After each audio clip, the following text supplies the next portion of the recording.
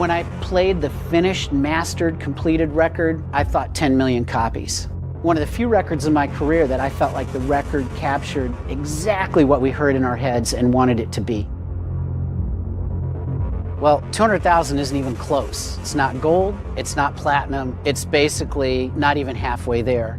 Radio was afraid to play them. MTV was afraid to play them. I get called up into the de facto president of Geffen Records. He says, I need you to sit down. We're gonna cut our losses now. Appetite for Destruction is over.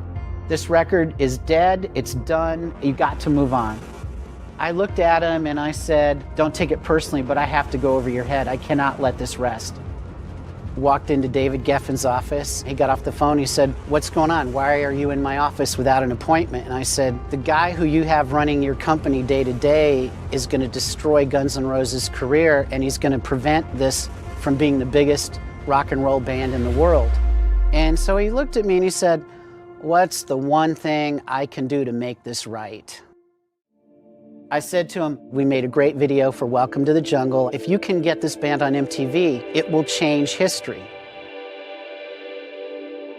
About 2 hours later, he called me up into his office, and then he looked at me and he goes, they're gonna play it. And then I was like super excited, yeah. And he goes, one time. And I'm like, one time? He goes, it's gonna be one time at 4 in the morning in New York, 1 a.m. in LA, Sunday night. Honestly, you asked me to do one thing, that's the best I could do. I woke up at like 3 or 4 in the afternoon and I had a bunch of missed calls from my office, and I was thinking they're probably gonna fire me or something, I don't know. The guy who called the most or seemed to be the most urgently wanting to see me was the head of promotion. And he goes, MTV just added the video. And I'm like, what? Their switchboard blew up, it caught on fire. I was like, well, what do you mean? I mean, how can it blow up? 10,000 simultaneous calls came in. When the phone call comes in, it sends an electric spark, like the wires melted and it caught on fire. The fire department came. I go into Ed Rosenblatt's office. He's like, MTV has never had anything like this happen before.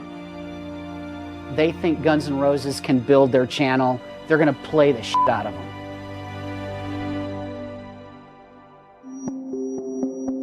The sales exploded. Like in 2 weeks, we sold another 200,000 copies. It was literally like every kid that saw that video play that one time went out and bought the record immediately. It was sold out everywhere. We quickly made a video for Sweet Child of Mine, and we put that out and it exploded.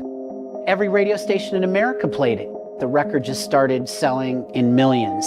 The last time I really was keeping track of numbers, it was at like 35 to 40 million copies. It was like a near-death experience where you die and you see the bright lights, and then all of a sudden you're pulled back into your body. That's how close to death that record came. From the minute I saw them at the Troubadour all the way to the band breaking up, we captured the last great breath of hard rock music in the world.